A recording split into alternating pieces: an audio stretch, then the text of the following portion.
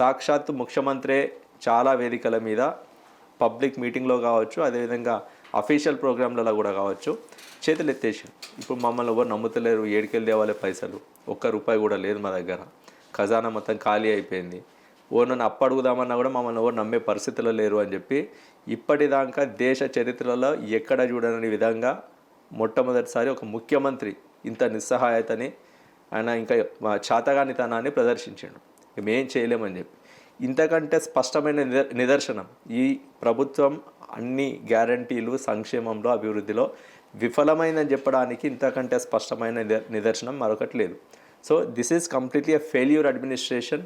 ఏదో అట్లా నడిపించాలి కాబట్టి 5 ఏళ్ళ టైం వాళ్ళకు ఉంది కాబట్టి, వాళ్ళకి అవకాశం ఉంది కాబట్టి, వాళ్ళకు వచ్చినటువంటి ఆ స్వల్ప ఓట్ షేర్తోని అధికారంలోకి వచ్చింది కాబట్టి బీఆర్ఎస్ పార్టీ ఎమ్మెల్యేలను కూడా కొంతమందిని వాళ్ళు నయానో భయాన్నో వాళ్ళ దిక్కు మలుపుకొని కొంచెం వాళ్ళు మెజారిటీ కూడా పెంచుకొని ఏదో విధంగా నడిపించే ప్రయత్నం చేస్తూ ఉన్నారు.